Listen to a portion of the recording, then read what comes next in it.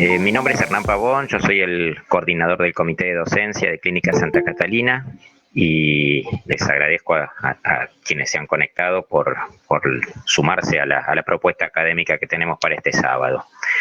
Ya todos saben de qué se trata seguramente. Las enfermedades de motoneurona y en particular la esclerosis lateral amiotrófica, que es la más frecuente de ellas, son enfermedades que ya sabemos que afectan severamente al paciente dada la evolución que tienen.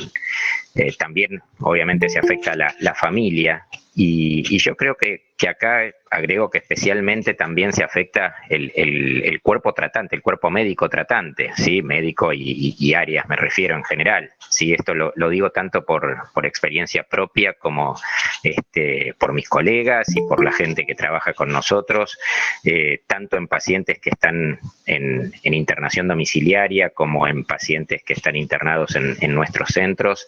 Creo que todo el equipo tratante pasa por distintas etapas y situaciones que a lo mejor ameritarían un análisis psicológico más detallado y quedaría para una clase o por lo menos una exposición más prolongada. Pero me parece que es algo que es un tipo de enfermedad que nos afecta a todos. Obviamente el paciente es el protagonista, pero a todos los que estamos alrededor quedamos un poco afectados en cada caso de este tipo de patología. La presentación de hoy va a estar a cargo de María Mercedes Álvarez, que es terapista ocupacional de la sede Catamarca. Vamos a mantener el mismo sistema de siempre. Les recuerdo que les pido que apaguen los micrófonos para evitar interferencias de sonidos y que vayan haciendo las preguntas por escrito en el chat, que después las vamos a leer y responder al final de la presentación, ¿sí? Bueno, gracias y adelante, Mercedes. Hola, buen día a todos. Ahí voy a compartir la presentación. Sí, ahí la estoy abriendo. Ahora en cuanto la tenga abierta... Ahí se ve, ahí compartí algo. Sí se ve, perfecto. Ay, qué suerte. Mil disculpas. Perdonen. ¿Se ve ahí la presentación? Sí, sí, sí. Perfecta. Bueno, listo. Mil perdones, vamos de nuevo. Relájate y empieza tranqui. Buen día, bienvenidos a todos. Bueno, como dijo Hernán, yo soy terapista ocupacional, trabajo en la sede de Catamarca, y la idea de esta charla es compartir con ustedes el abordaje que realizamos desde terapia ocupacional en la esclerosis lateral amiotrófica y nuestra experiencia de trabajo en la clínica con estos pacientes. Para introducirnos en el tema, la esclerosis lateral amiotrófica, como comentó el doctor Pavón, es una enfermedad del sistema nervioso que se caracteriza por una degeneración progresiva de las neuronas motoras. Esta degeneración progresiva puede darse tanto en la corteza cerebral como en el tronco del encéfalo y en la médula espinal, dando distintas sintomatologías. La ELA lo que va a provocar es una debilidad progresiva de los músculos y va a dar como resultado la parálisis total de los mismos. Como características generales de esta enfermedad, sabemos que es de escasa incidencia, que tiene una esperanza de vida muy corta, de 3 a 5 años desde que se diagnostica, que la edad promedio de aparición es de 40 a 70 años, que afecta más a hombres que a mujeres, y que el origen es idiopático, aunque se considera que hay componentes genéticos y factores ambientales.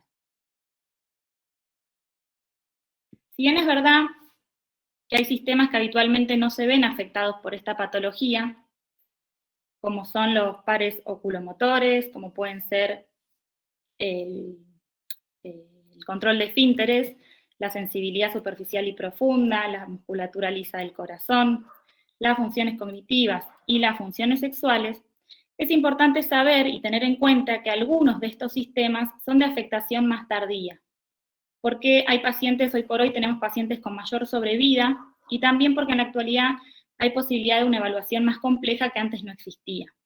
Entonces, en este sentido, es importante saber que los pares oculomotores, el control de esfínteres y las funciones cognitivas, hay evidencia que demuestra que sí pueden verse afectados tardíamente por la ELA. En relación al diagnóstico, el diagnóstico temprano de esta enfermedad es muy difícil, ya que aparecen múltiples síntomas, que se pueden confundir con otras patologías y que deben ir descartándose, ¿sí? Por lo que el diagnóstico suele ser diferencial. El diagnóstico es fundamentalmente clínico, aunque se basa también en otros estudios, como pueden ser electrofisiológicos, como ser el electromiograma, estudios neuroradiológicos, como la resonancia magnética, y también estudios genéticos. Una característica propia de esta enfermedad es la ausencia de un tratamiento curativo y de tratamiento capaz de detener o revertir la evolución de la enfermedad. Lo que es importante tener en cuenta es que si bien esta enfermedad no tiene cura, sí existe un tratamiento para estos pacientes. Y eso es una de las cosas que a lo largo de la charla vamos a ir viendo, es decir, todo lo que sí se puede hacer con estos pacientes, que muchas veces se cree que no hay tanto para hacer. En relación a los signos y síntomas, bueno, estos van a ser muy variables y van a depender mucho de una persona a otra. Lo que sí se sabe es que la debilidad muscular es una de las primeras señales distintivas de la ELA, dándose aproximadamente en el 60% de los pacientes. Después los distintos signos y síntomas que van a aparecer van a depender de la ubicación de esas motoneuronas que se van a ver afectadas. Puede estar en la médula espinal esa afectación y los signos y síntomas van a ser unos. Si es una afectación vulvar, los signos y síntomas más característicos son la disartria, la disfagia y la hipofonía. Y si la afectación está a nivel de la corteza motora, va a haber otra sintomatología presente característica. En relación al tratamiento, como dijimos, no existe un tratamiento curativo. El tratamiento de la ELA va a estar orientado a controlar los síntomas que van a ir apareciendo, a prevenir las complicaciones y a mejorar la calidad de vida tanto del paciente como de la familia. Hay un tratamiento farmacológico específico que se conoce hasta el día de hoy, que es con el riluzol y el edarabone, que son los únicos fármacos aprobados para el tratamiento de esta patología. También un tratamiento farmacológico sintomático, es decir, a medida que vayan apareciendo síntomas, como por ejemplo la cialorrea, los calambres, el edema, el dolor, la espasticidad, todos esos síntomas se van a ir tratando puntualmente. Y después está el tratamiento no farmacológico, en el cual entramos todos nosotros, el equipo de rehabilitación, el equipo interdisciplinario, donde está TO, fonoaudiología, kinesiología motora y respiratoria, psicología, nutrición, trabajo social, podemos agregar neuropsicología, arteterapia, musicoterapia.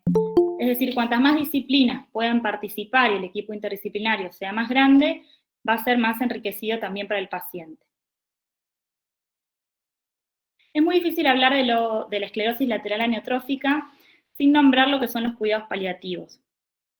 Si bien hablar de cuidados paliativos da para una charla totalmente aparte, y no es el objetivo de esta charla, me pareció oportuno dedicarle unos minutos para conocer lo que los cuidados paliativos pueden ofrecer a estos pacientes y sus familias.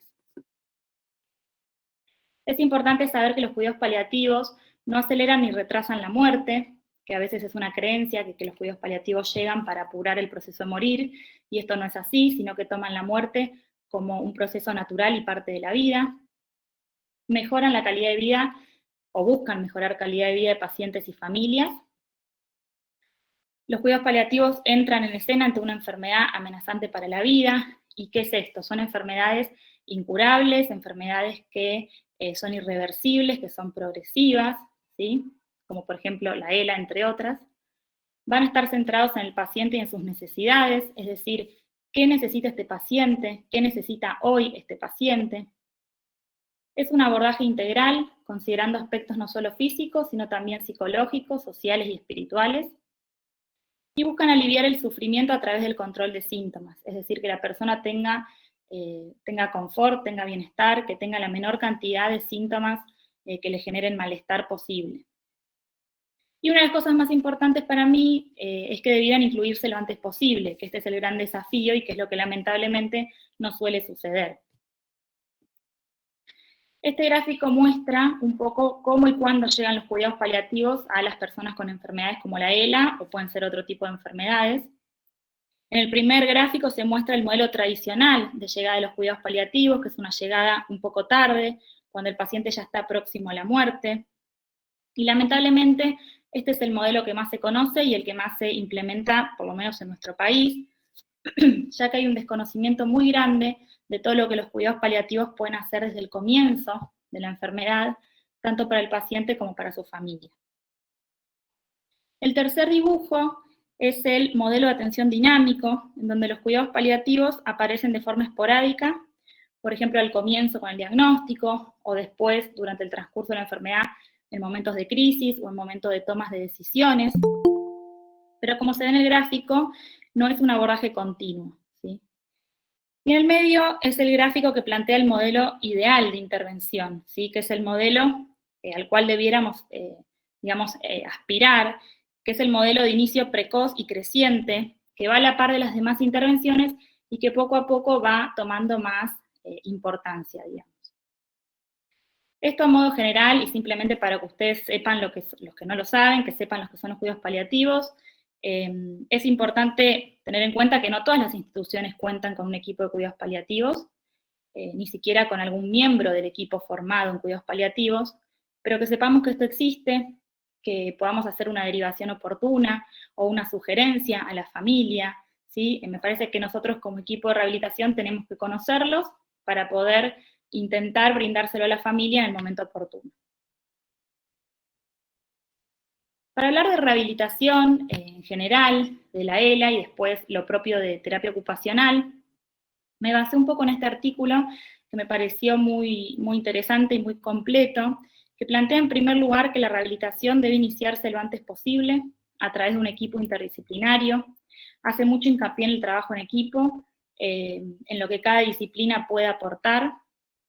Plantea que las intervenciones tienen que estar orientadas a los problemas que vayan surgiendo, que deben ser centradas en el paciente y lo que el paciente detecte como una necesidad en cada etapa, y que el objetivo general de la rehabilitación en estos pacientes va a ser maximizar la función, la independencia y brindarles seguridad, confort y calidad de vida, tanto al paciente como a su familia.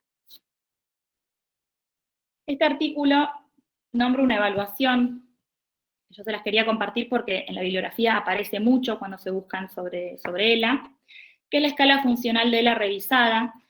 Si bien cada área va a tener sus evaluaciones propias, nosotras desde TO tenemos el FIM, o puede ser el Bartel, que evalúa cuestiones funcionales, o evaluaciones propias de, por ejemplo, de funcionalidad de la mano, o demás evaluaciones que cada área tenga, pero esta escala me pareció interesante porque es muy completa y porque es puntualmente de ELA. Es una escala que lo que tiene de bueno, aparte de que es muy completa, es que está validada y traducida al español. Y esta escala evalúa 4 dominios, que son la función vulvar a través del lenguaje, la salivación y la deglución, la motricidad fina a través de la escritura, el cortado de alimentos y el vestido y la higiene, la motricidad gruesa a través de los movimientos que el paciente puede hacer en cama, evaluando el caminar, o sea, la marcha y subir escaleras, y la función respiratoria, la disnea, la ortopnea y la insuficiencia respiratoria. Me parece que más allá de las evaluaciones que cada área pueda tener, esta evaluación está buena considerarla y poder implementarla cuando tenemos pacientes con ELA.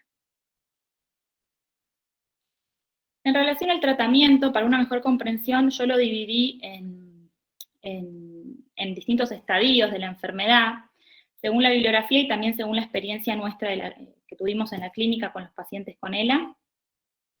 Sabiendo que esto no es algo estático, que puede obviamente variar de un paciente a otro, pero lo que tiene de ventajoso la ELA, si bien es una enfermedad muy cruel y como dijimos al principio, una enfermedad que afecta muchísimo al paciente y a su familia en todas las esferas de la persona, es una enfermedad que es predecible, es decir, uno medianamente puede ir previendo lo que va a suceder.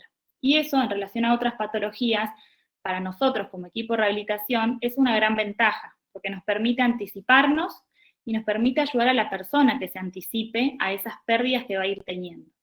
Como dijimos, la ELA es una enfermedad degenerativa, es decir, que la persona, nosotros ya sabemos que cada día va a ir perdiendo más funciones. Y si nosotros podemos adelantarnos a esa pérdida, vamos a ayudar a la persona a que se adapte mejor a esa situación.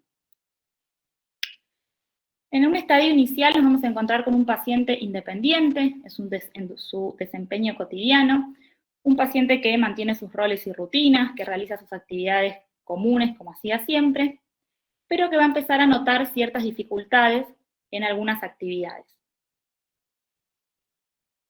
En este estadio inicial, yo puse como principal objetivo, y en verdad esto es algo que creo que es transversal a todas las disciplinas y que debiéramos poder realizar con todos los pacientes, pero con estos pacientes especialmente, que es establecer un vínculo terapéutico de confianza. ¿Y por qué creo que es tan importante? Porque esta enfermedad, como dijimos, es muy disruptiva y es una enfermedad en la cual se van a tener que tomar muchas decisiones difíciles, decisiones muy importantes, y es una enfermedad y es que si nosotros logramos establecer este vínculo terapéutico de confianza, vamos a poder ayudar mucho más al paciente, y todo el tratamiento va a estar basado en un vínculo, digamos, en el cual el paciente pueda venir también a nosotros a sacarse sus dudas y a contar todo lo que le está pasando en relación a esta enfermedad y a las decisiones que tenga que tomar.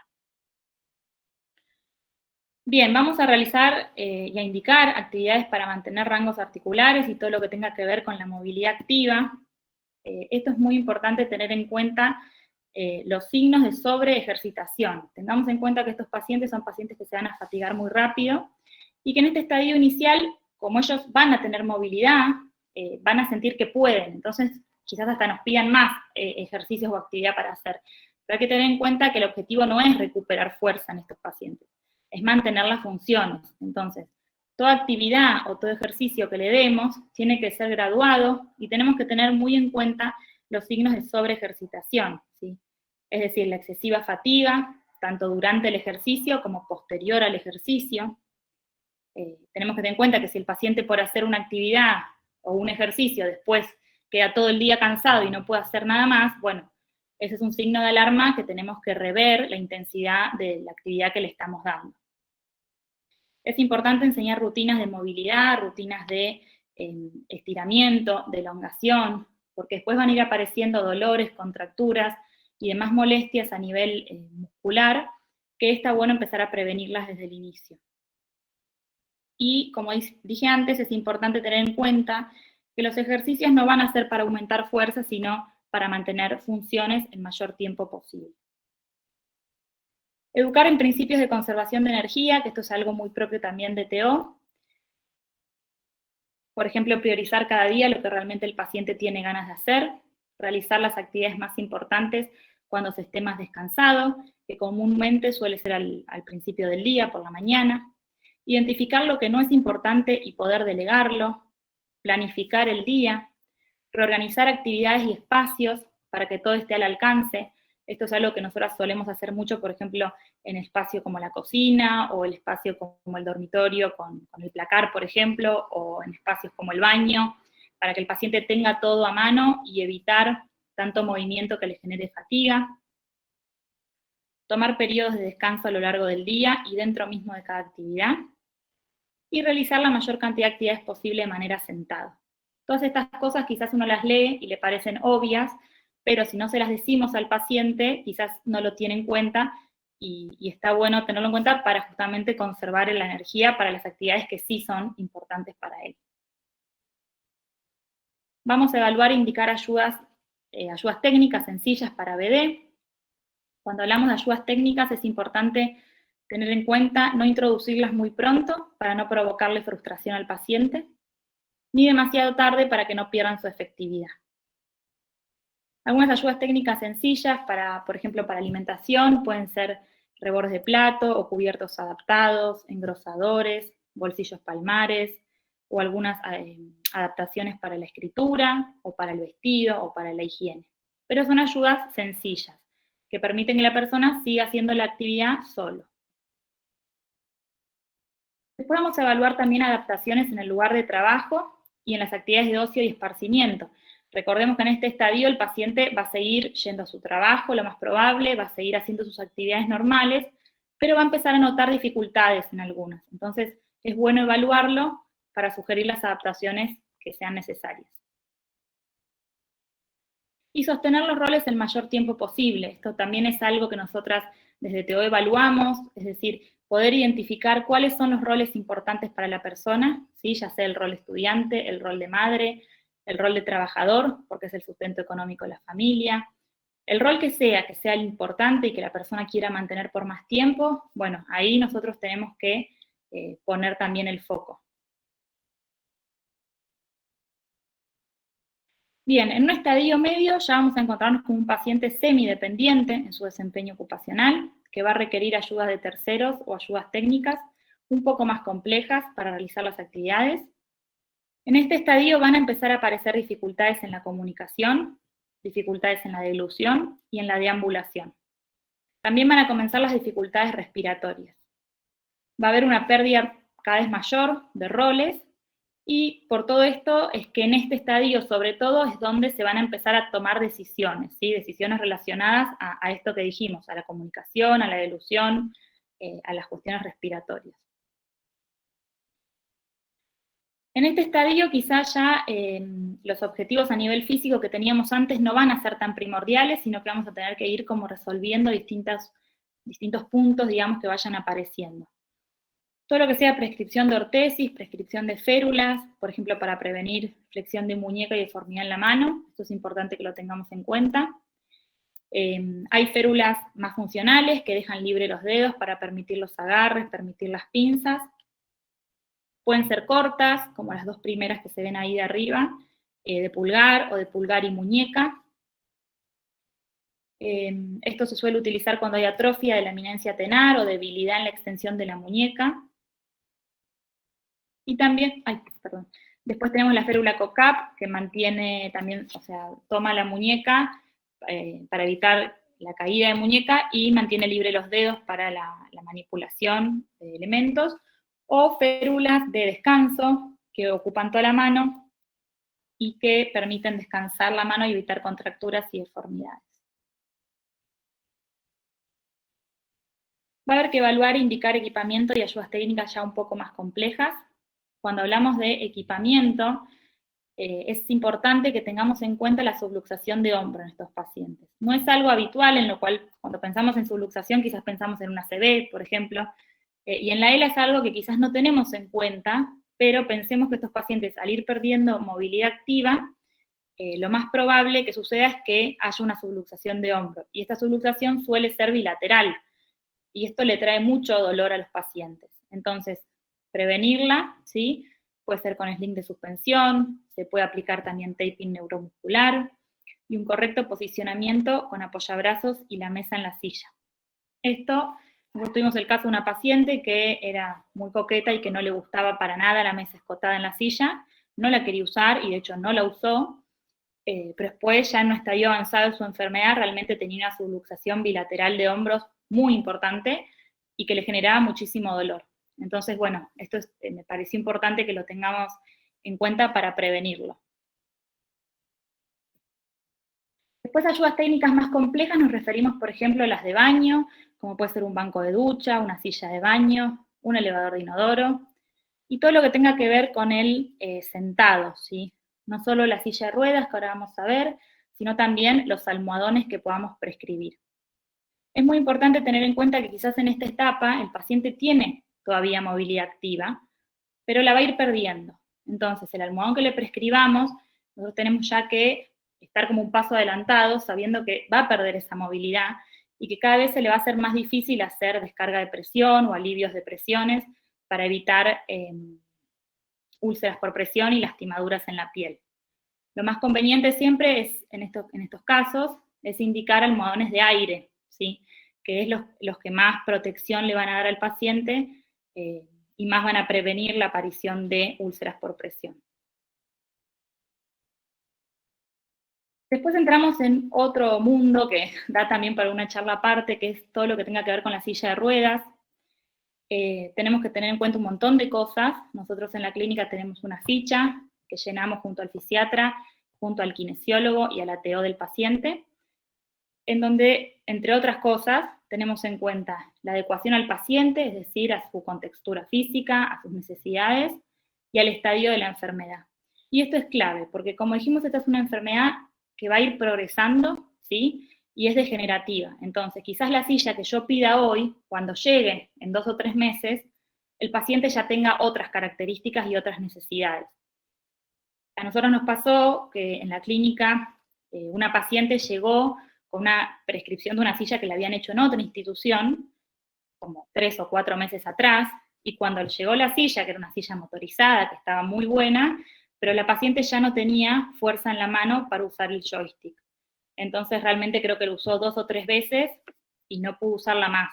Entonces, cuando nosotros prescribimos una silla en este tipo de pacientes, tenemos que tener en cuenta el futuro, por así decirlo, o sea, lo que puede llegar a venir en su pérdida de función. Tener en cuenta, por supuesto, las características del entorno, todo lo que son las barreras arquitectónicas, dónde la va a utilizar, la accesibilidad a la vivienda, si es que la persona, lógicamente, va a tener una internación domiciliaria, ¿no? También hay que tener en cuenta si la persona va a estar institucionalizada, dimensiones de las puertas, aperturas de las puertas, ángulos de giro, ancho de los pasillos. Bueno, hay como un montón de cosas que hay que tener en cuenta. ¿Qué actividades la persona va a realizar? La facilidad del plegado y del transporte, ¿sí? El peso de la silla para que sean sillas livianas si es que las tienen que transportar, que tengan ruedas traseras extraíbles para que sean más livianas. Pensar también en el familiar y el cuidador, ¿sí? Darles facilidades. Y si es una silla motorizada, evaluar bien los puntos de acceso. Es decir, desde dónde este paciente va a poder manejar la silla, ya sea con la mano a través de un joystick, a través de la pera, a través de la cabeza o de lo que fuere. Acá hay algunos ejemplos muy escuetos de sillas de ruedas. El mundo de las sillas de ruedas es muy grande, y si uno se pone a buscar hay un montón de modelos con muchos accesorios. Acá tenemos de sillas más simples, de plegado tipo tijera, sillas que pueden ser autopropulsables por el paciente. Después sillas un poco más complejas, con un respaldo ya más postural, con un apoyacabezas, que es muy importante en estos pacientes, con tilt, con inclinación del respaldo. Bueno, una silla un poquito más avanzada, digamos. Y después está todo el mundo de las sillas motorizadas, que si bien son innegables sus beneficios, que le permite al paciente más independencia, le permite mayor participación social, mayor participación en la comunidad. También hay que tener en cuenta que tienen desventajas estas sillas, son sillas sumamente pesadas, que no entran en un auto común, ¿sí? Que necesitas un auto o una camioneta adaptada, que necesitas rampas para acceder a los lugares, y ni hablar de la cuestión económica, que son sillas que obviamente no toda prepaga o obra social puede cubrir.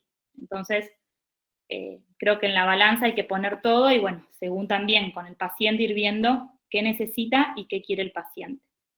Es un tema complejo el de sillas de ruedas en ELA, y también muchas veces pasa que las prepagas o las obras sociales no te cubren cada año una silla. O sí, entonces eso también es algo que tenemos que averiguar para saber si hoy le pido una silla más sencilla, si el día de mañana le voy a poder pedir algo más complejo. Bien, también intervenir en el proceso de pérdida o modificación de lo que son los hábitos, rutinas, rituales y roles. Esto a las TO nos suena mucho porque está dentro del marco de trabajo para la práctica de la TO, y es algo que tenemos que evaluar y tenemos que intervenir si es necesario. Facilitar el proceso de exploración y desempeño de actividades de interés. ¿Qué va a pasar? Estos pacientes cada vez van a perder más funciones y cada vez van a realizar, podríamos decir, menos actividades de las que hacía antes. Entonces quizás ya deja de ir a trabajar o va menos días y empiezan a pasar más tiempo en sus casas. Y este tiempo libre puede ser o una oportunidad o no, digamos, dependiendo cómo la tomemos. Entonces, el uso del tiempo libre en estos pacientes es muy importante. Por eso, ver qué actividades son significativas, qué actividades son de su interés, para poder trabajarlas. Propiciar el espacio para conversar sobre preocupaciones, miedos e inquietudes que puedan llegar a provocar sufrimiento en la persona. Todo lo que sean actividades de despedida y de legado, quizás son cosas que no estamos muy acostumbrados a realizar, pero que son buenas que las intentemos, si hay un vínculo de confianza con el paciente, poder proponérselas. Nosotros hemos realizado en la clínica con una paciente una carta para los hijos. Ella, mientras conservaba la función manual, la pudo empezar a escribir, después con el tiempo perdió las destrezas de la mano, no pudo escribir más, y la pudimos continuar y finalizar con la computadora, con un dispositivo de un rastreador ocular. Así que son distintas actividades que quizás no estamos acostumbrados a realizar, pero que me parece interesante que las tengamos en cuenta. Y después todo lo que son las directivas anticipadas, que esto también da para charla aparte y para, creo que hasta un debate, pero me parece importante mínimamente nombrar lo que son, para que ustedes sepan, porque es un derecho del paciente también saberlo, y es un poco responsabilidad nuestra el poder acercárselo. Las directivas anticipadas, o también llamado testamento vital, está enmarcado en la Ley de Derechos del Paciente de nuestro Código Civil, que plantea que toda persona capaz, mayor de edad, puede disponer de directivas anticipadas sobre su salud, pudiendo consentir o rechazar determinados tratamientos médicos, preventivos o paliativos, y decisiones relativas a su salud. Las directivas deberán ser aceptadas por el médico a cargo, salvo las que impliquen desarrollar prácticas eutanásicas, las que se tendrán como inexistentes. La declaración de voluntad deberá formalizarse por escrito ante escribano público o juzgados de primera instancia, por lo cual se requerirá de la presencia de 2 testigos. Dicha declaración podrá ser revocada en todo momento por quien la manifestó. Es decir, las directivas anticipadas son decisiones que uno informa por adelantado respecto a tratamientos médicos que uno acepte o que uno rechace. Bueno, esto creo que da para hablar mucho, pero simplemente quería que sepan que esto existe, que está enmarcado dentro de nuestra ley y que es un derecho de todos nosotros y por supuesto de nuestros pacientes. Hacerlos partícipes en el proceso de toma de decisiones como seres activos. Esto es muy importante para disminuir, eliminar o prevenir la sensación de indefensión y poder incrementar la percepción que ellos tengan de control sobre la situación. Esto es una de las cosas importantísimas. Pensemos que estos pacientes van a ir perdiendo funciones y cada día van a ir perdiendo más cosas. Lo que nosotros tenemos que asegurarnos es que nunca pierdan la capacidad de tomar decisiones, ¿sí? Y eso es la autonomía, que no es lo mismo que la independencia. Una persona puede ser dependiente de otro, totalmente dependiente, pero puede ser autónomo. Es decir, puede seguir tomando decisiones como ser activo sobre su propia vida. Y esto me parece algo fundamental que todo el equipo debiera trabajar. Y en esta etapa, como dijimos, empiezan las dificultades en la comunicación, por lo tanto hay que empezar a evaluar medios de comunicación alternativos. Esto es un tema también muy delicado, porque la persona lógicamente va a querer seguir hablando lo más posible, cuando no puede hablar va a querer escribir, y digamos, hasta que no llegue un punto de incomunicación total, quizás no acepte otro medio de comunicación. Entonces, tenemos que ser muy cuidadosos en la manera en que se lo decimos, en el momento en que se lo decimos, pero sí tener en cuenta que cuanto antes empecemos a entrenar medios de comunicación alternativos, mejor, porque muchas veces cuando el paciente ya no tiene casi capacidad de comunicación, intentar entrenar un dispositivo tecnológico es muy difícil. Esto se trabaja mucho en conjunto con fonoaudiología, nosotros en la clínica siempre lo trabajamos juntas con las chicas de fono, ellas evalúan también todo el tema de comunicación y esto lo trabajamos juntas, existen tableros de comunicación alfabética o silábica con pictogramas, estos son algunos ejemplos, pero pensemos que estos tableros, si bien sirven desde ya, son un poco operador dependiente, por así decirlo, dependen que alguien esté con el tablero en la mano, intentando descifrar lo que el paciente quiere decir. Entonces, termina siendo también muy cansador para el familiar. Por eso siempre los dispositivos tecnológicos dan como un poco de mayor independencia. Pero bueno, para empezar, estos tableros suelen ser muy útiles. Después, en relación a la comunicación, yo quería mostrarles algunas fotos. Nosotros en la clínica trabajamos con un grupo de bioingenieros que nos ayudan cuando nosotros detectamos algún tipo de necesidad del paciente. Ellos nos ayudan brindándonos todo el conocimiento tecnológico y armando estos dispositivos para darle soluciones a los pacientes. Una de las cosas que los pacientes con ELA más los angustia es cuando ya no pueden comunicarse y sienten que no pueden, por ejemplo, llamar a enfermería o avisar, digamos, alguna situación de falta de aire o algo que necesiten.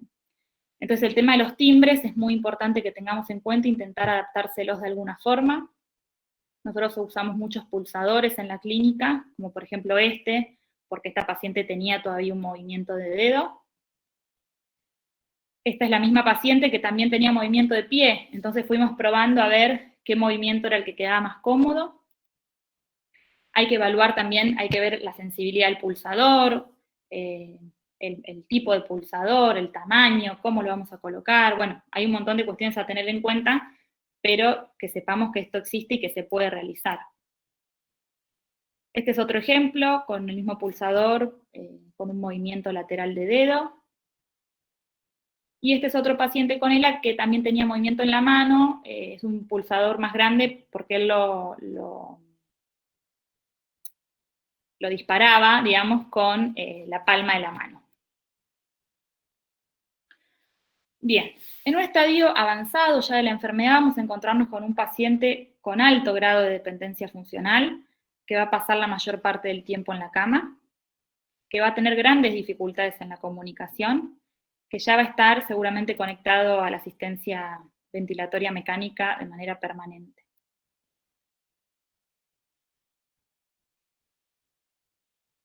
En este estadio, obviamente vamos a seguir indicando ayudas técnicas más complejas en caso que se requieran. Todo lo que tenga que ver con los sistemas de comunicación aumentativo alternativo, vamos a seguir trabajándolo. Yo, si bien esto lo puse acá en este estadio avanzado, como dije antes, es importante tener en cuenta que esto tiene que empezar antes, ¿sí? Pero lamentablemente, lo que vemos en la práctica es que es en este estadio donde más dispositivos tecnológicos el paciente acepta utilizar. Entonces, bueno, ese es un desafío para todo el equipo, tratar de incorporarlos lo antes posible, porque pensemos que estos dispositivos de alta tecnología son, digamos, son dispositivos que requieren mucho entrenamiento. No es que yo me siento frente a la compu y en 2 minutos puedo utilizarlo y armar palabras y armar frases. Requiere de entrenamiento, y si este paciente va a seguir perdiendo movilidad, es como que cada vez se hace más difícil, y el paciente se fatiga, y bueno, es como complejo. Entonces, si bien yo lo puse acá, la realidad es que cuanto antes iniciemos con los dispositivos tecnológicos, mucho mejor. Hay dispositivos tanto para computadora, como para tablet, como para celular, que pueden ser de seguimiento ocular o de movimiento de cabeza, dependiendo qué movimientos, digamos, tenga la persona. Hay muchos pacientes que hasta estadios avanzados de la enfermedad mantienen movimientos de cabeza, movimientos laterales, y hay otros que no, que mantienen solo movimientos de ojos. Entonces, bueno, hay que evaluar según cada necesidad y cada paciente. Algunos de los dispositivos que se conocen y comerciales que se encuentran son el Tobii, que es el que nosotros tenemos en nuestro consultorio, el Iris Bond es otro, que son seguidores, son rastreadores oculares, o sea, que utilizan el movimiento de los ojos. Después tenemos el Giromouse, que ahora se los voy a mostrar en una foto, que es una vincha que sensa los movimientos de cabeza. Y todo esto tiene que ir, obviamente, sumado a teclados en la pantalla para que la persona pueda escribir una oración, pueda escribir una palabra, y sintetizadores de voz es lo ideal para que, digamos, se pueda reproducir en sonido lo que la persona escribe. Este artículo que encontré me pareció muy bueno, interesante, porque habla del uso del rastreador ocular como elemento para mejorar la calidad de vida de pacientes con ELA y disminuir la sobrecarga del cuidador. Como decía antes, el tema de la sobrecarga del cuidador es muy importante tenerla en cuenta, porque no es lo mismo yo estar con el tablero en la mano 20 minutos hasta que me pueda armar una oración, que si yo le pongo la compu y la persona sola puede ir hablándome, entre comillas, ¿no? Puede ir expresándose. En este estudio utilizaron como instrumentos de medición una escala de depresión y un cuestionario de calidad de vida que le tomaron a los pacientes, y una escala de carga del cuidador, que le tomaron obviamente a los cuidadores. Y llegaron a la conclusión que los pacientes que no usaron el dispositivo tenían índices más altos de depresión y menor calidad de vida. Por otro lado, los pacientes que sí lo utilizaron, les permitió mayor interacción social, mayor participación en la comunidad y la toma de decisiones sobre sus cuidados. Esto es algo fundamental, ¿sí? Que la persona pueda, como decíamos antes, a pesar de su incapacidad, que pueda tomar decisiones sobre sus cuidados y su salud. Y en relación a los cuidadores, el uso de los dispositivos tecnológicos, ellos consideraron que disminuía notablemente la carga del cuidador, permitiéndole disponer de más tiempo a la persona. Y llegan a la conclusión de que en comparación con otras tecnologías de comunicación, el rastreador ocular es el que menos fatiga causa a los pacientes con ELA. Que como decíamos, el tema de la fatiga es muy importante, porque yo con quizás un tablero silábico o un tablero de pictogramas puedo estar, no sé, 20 minutos para que me arme una frase. En cambio, con estos dispositivos es mucho más rápido y el paciente se fatiga menos. Acá quiero compartir con ustedes un video de una paciente que tuvimos en la clínica con ELA. Este es el TOBI, esa barra negra que se ve abajo con los puntos rojos, es el TOBI que se calibra, es decir, se toma en cuenta la velocidad de los movimientos de los ojos para cada paciente. Y ella, a través de este rastreador ocular más un teclado en la pantalla, como ven ahí, nos podía escribir y nos podía contar. Esta paciente tenía la particularidad, que es la que vimos en la foto, que tenía movimiento en un dedo de la mano. Entonces lo que hicimos es utilizar un pulsador para que ella pudiera hacer el clic, que ahora lo van a ver en la imagen.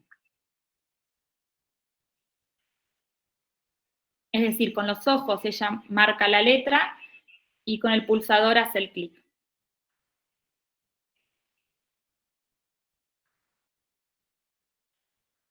Si la persona no tiene movilidad en los miembros superiores, no hay problema, el clic lo puede hacer igualmente con los ojos, pero teniendo ese movimiento, la realidad es que es mucho más rápido.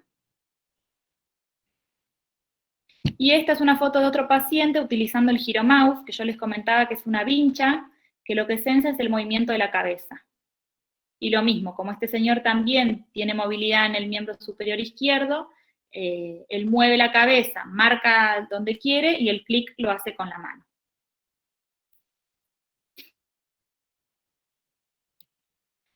Bien, después también en este estadio avanzado hay que tener en cuenta el soporte emocional al paciente y al familiar especialmente, o al cuidador principal, para prevenir la claudicación familiar. Esto es algo que quizás no tenemos en cuenta, pero que en etapas avanzadas de la enfermedad suele suceder. ¿Y qué es la claudicación familiar? Es la incapacidad de la familia para ofrecer una respuesta adecuada a las múltiples demandas y necesidades del paciente. Esto puede darse por varios motivos, o porque no acepten la enfermedad, o porque no se logren adaptar a la presentación de nuevos síntomas o haya un mal control de los mismos, porque el cuidador ya esté agotado por la misma enfermedad y el paso del tiempo, o por la aparición de otras situaciones producidas como consecuencia de la enfermedad. Esto es algo que hay que tratar de prevenir porque realmente suele darse mucho. Y la importancia de los cuidados posturales en esta etapa.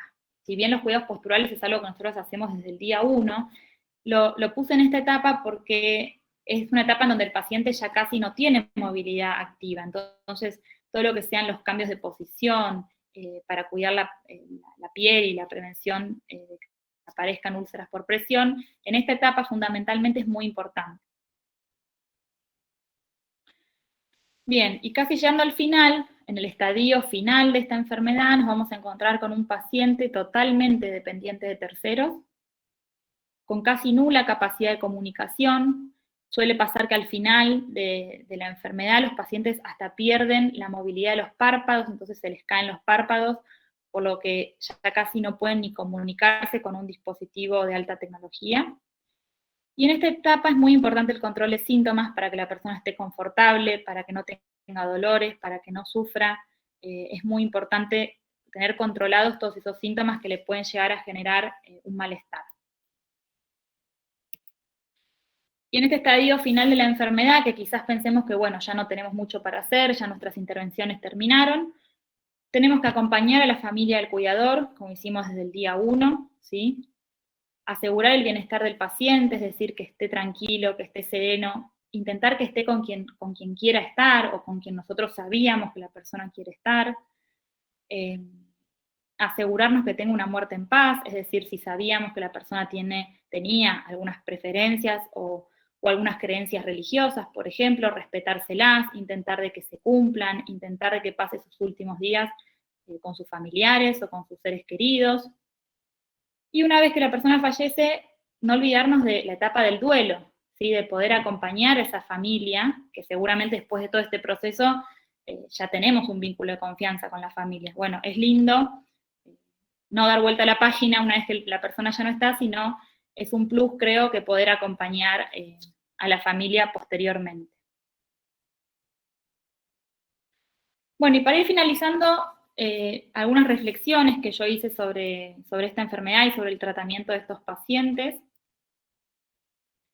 que es que la limitada esperanza de vida que tienen estos pacientes, más la gran capacidad invalidante de la enfermedad, la necesidad de cuidados permanentes y cambiantes, la gravedad que tienen las complicaciones que van a ir surgiendo, el cambio en la estructura y en la dinámica familiar que se va a dar, y los problemas emocionales y psicológicos que genera, hace que todo esto sean aspectos diferenciadores que van a requerir respuestas muy ágiles, coordinadas y accesibles, tanto para el enfermo como para el entorno. Esta es una enfermedad con características muy propias, ¿sí? Muy distinto a otro tipo de enfermedades que nosotros solemos ver en la rehabilitación. Entonces, todas estas características hacen que el equipo tenga que ser un equipo, digamos, coordinado, un equipo que pueda trabajar en conjunto, con objetivos en común, un equipo que se adapte fácilmente a los cambios, ¿sí?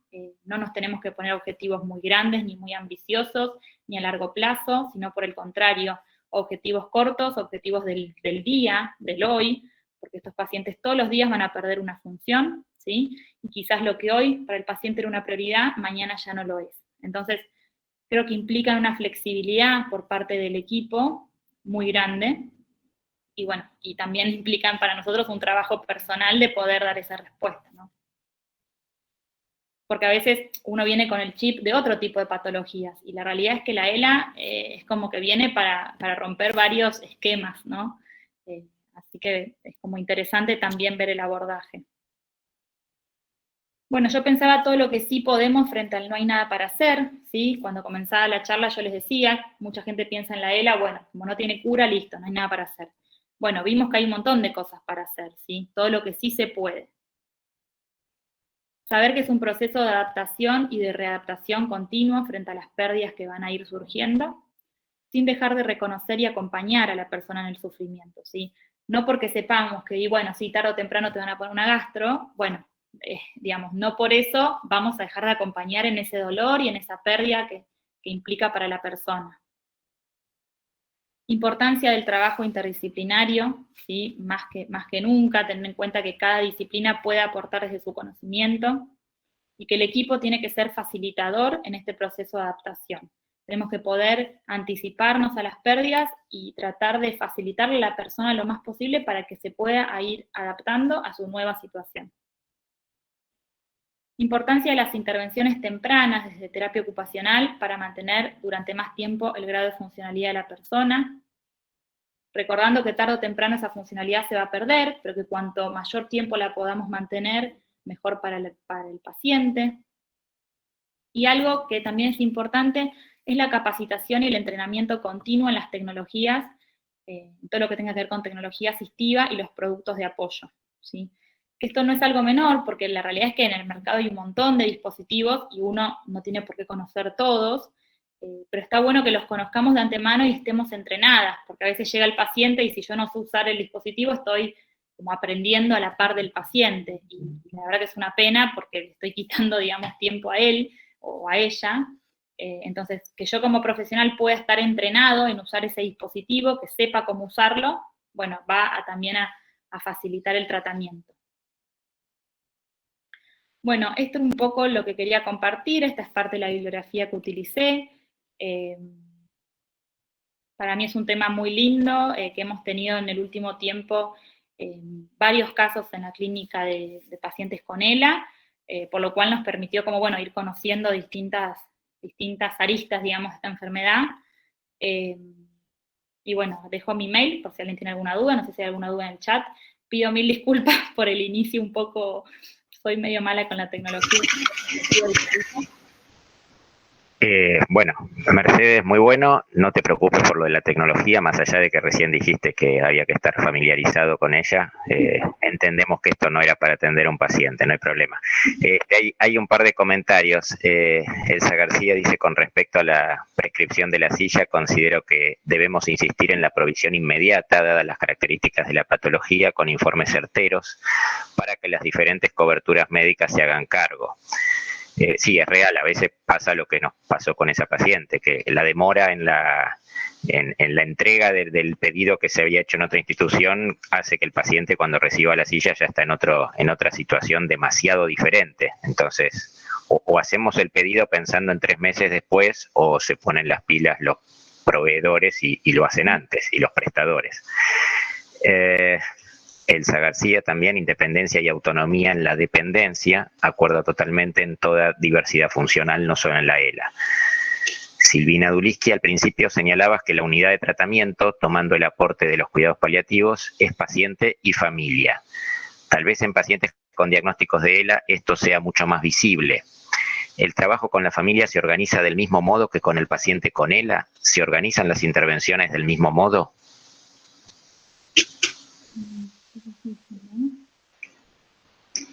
No sé si querés aclarar la pregunta, Silvina.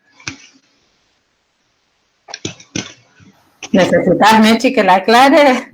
No, a ver, lo que yo entiendo, lo que hemos vivido, digamos, desde ya que, como decías vos, la unidad de tratamiento siempre es paciente y familia, no se puede pensar en el paciente sin pensar en la familia sin pensar en el paciente.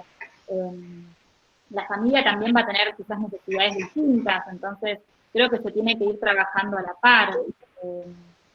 Creo que no se organiza del mismo modo, pero sí tienen que estar sincronizadas, por así decir, las intervenciones. No sé si te referís a eso. Sí, pensaba, vos organizabas el trabajo con el paciente en función de las etapas de la enfermedad. Me parece que lo preguntaba porque me parece que a veces con las familias uno trata de pensar un modelo de intervención, de evaluación de necesidades, pero también de problemas potenciales. A veces con las familias me parece que ese proceso es como un poco más precipitado que con el paciente. Entonces, por eso preguntaba cómo lo pensaban desde terapia ocupacional esto. Sí, es verdad que quizás el paciente, a medida que vaya teniendo las necesidades o las limitaciones, ahí nosotros vamos a intervenir. Quizás la familia ya tiene otras necesidades y otras demandas en mano. Sí. Bien, Gonzalo, quiero hacer una pregunta. Si conoces algún dispositivo para controlar la apertura bucal permanente en pacientes en la etapa final de ELA por la hipotonía de los músculos de la cara. Es importante lograr ese control no solo por la estética propia, sino para evitar complicaciones locales. No, honestamente que conozca, quizás exista, pero no conozco ningún dispositivo. No sé si alguien conoce. Nosotros alguna vez usamos una cincha de velcro, digamos, que es muy poco estético y calculo que incómodo, pero es el único recuerdo que tengo de algún dispositivo. Tal vez se podría hacer algo con mejores materiales que eso. Y algo similar con los diferentes dispositivos ortopédicos para lograr el control postural del cuello, más en aquellos que ya tienen traqueostomía. ¿Cuál de todos te parece más efectivo?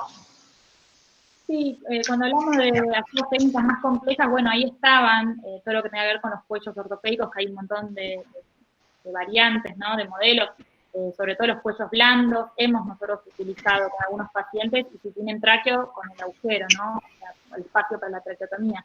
Es lo que, la realidad es lo que más funciona son los cuellos blandos, aunque estéticamente, claro que no son muy lindos, y si no, armarle nosotras casero algo con goma espuma, con algún material blando. En el área de ocupación de ABD, en lo que respecta a sexualidad, ¿ustedes han hecho alguna intervención? Buena pregunta. Es un tema complejo en general. La realidad es que en la clínica contamos con una especialista, la doctora García, así que honestamente solemos derivar al paciente a que hable con ella, digamos. pero bueno, lo que se pueda trabajar desde el habla, digamos, o desde el espacio de confianza, se habla, pero si ya hay algo puntual... Bien. No sé si Elsa está conectada, si querrá hacer algún aporte. Sí, estoy conectada. No, que con Mechi inclusive hemos trabajado por intermedio de los pacientes en todo lo que es el trabajo del cuidado perineal, digamos, todo lo que es el cambio de pañales, todo lo que es, digamos, creo que desde la terapia ocupacional, todo lo que tiene que ver con el cuidado de los emuntorios es lo que facilita la habilitación y la reeducación sexual en los pacientes. Las TO tienen un punto muy importante junto con enfermería para todo lo que es con el cambio de pañales. Y después, todo lo que tiene que ver con la asistencia, tanto de la vejiga o del intestino, lo interesante es siempre propiciar que esto esté a cargo de un tercero y no de la pareja sexual del o la paciente, porque esto después influye muchísimo en el vínculo. Entonces, creo que con respecto a la sexualidad, en este tipo de pacientes, lo importante es propiciar de que toda aquella asistencia que tenga que ver con los territorios esté a cargo de un tercero y no de la pareja sexual. Eso es mi opinión, ¿no? Bien, muchas gracias. Otra pregunta es, las diferentes etapas las van marcando los diferentes niveles de funcionalidad. ¿Hay tiempos aproximados o puntos de corte en evaluaciones que también marquen la evolución de las diferentes etapas? Mira, de lo que yo leí en cuanto a las evaluaciones puntuales de ELA, no refería que hay puntos de corte que marquen la evolución. Siempre la bibliografía habla de las pérdidas funcionales que se van dando y que eso es lo que marca en realidad pasar de una etapa a otra. Lo que pasa es que es muy variable un paciente y otro. Hay ELAs que evolucionan muy rápido y hay ELAs mucho más lentas. Entonces es difícil marcar tiempos porque es muy propio, digamos, de cada persona. No sé, Hernán, si vos considerás que hay tiempos en relación a eso. No, yo creo que dependen, los tiempos en esta enfermedad creo que se han alterado con respecto a lo que es el concepto tradicional. Si bien sabemos que la sobrevida siempre es corta, también sabemos que ya no es la misma situación la de los pacientes que estaban previos al respirador, de lo que es un paciente con respirador. Ahora tenemos también pacientes que deciden no ingresar a respirador, lo cual obviamente acorta los tiempos, pero en un paciente conectado a ARM es un paciente que ya teniendo el tratamiento adecuado y los cuidados correspondientes, ya los tiempos empiezan a ser siempre cortos, pero nunca tan cortos como uno sospecha al principio. Así que hay que ir evaluando caso por caso en esto. Además, las presentaciones no son siempre iguales, ¿sí? Hay pacientes que se inician con una debilidad en un pie y pueden tener un poco más de tiempo, y después hay pacientes con inicio vulvar que sabemos que tienen una evolución más rápida. Bueno, acá hacen un comentario. Ana Terranova, considero que hay que orientar tanto al paciente como al familiar. Sí, claramente es una enfermedad del grupo, ¿sí? Hay mentoneras, pero son poco estéticas para mantener la boca cerrada. El cuello headmaster. Y nada más, creo que no hay ninguna otra pregunta. Bueno, yo creo que ya está acá hay una pregunta más. En tu experiencia, la solicitud de limitación del esfuerzo terapéutico, supongo que quisiste poner, Silvina, ¿es introducida por el paciente o por la familia? Bueno, la poca y humilde experiencia que hemos tenido en la clínica es un poco y un poco. Como yo decía, cuando llega un punto, sabe de que el paciente no logra comunicar y expresar, es muy difícil presuponer o intentar saber qué quería antes, o si sabemos lo que quería, es difícil también lograrlo, digamos, que era esa su voluntad y no otra. Nos ha pasado de pacientes que lo piden y también de familias que apoyan, digamos, ese pedido. Sí.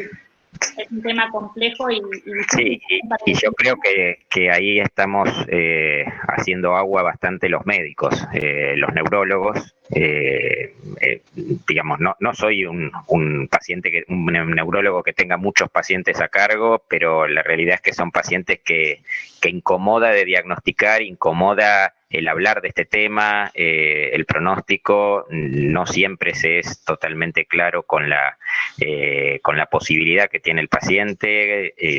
También hay pacientes que no quieren escuchar, eso es real, y hay familias que también son reacias a este tipo de mensajes, pero ese creo que casi diría que desde el punto de vista médico es una de las principales intervenciones que tenemos que hacer, sobre todo que las que son farmacológicas, que son las tradicionalmente consideradas médicas, son muy poco efectivas en esta enfermedad. Así que tenemos que agarrarnos de lo que realmente le va a servir al paciente y a la familia. Bueno, yo creo que estamos ya bien. Te agradezco, Mercedes, muy buena, muy clara, muy completa. Metiste todo lo que tenías ganas de meter, creo, así que está muy lindo, está bueno, como siempre estos espacios sirven para despertar inquietudes más que para solucionarlas, así que me parece que esa es la idea y se cumplió. Gracias y buen fin de semana para todos.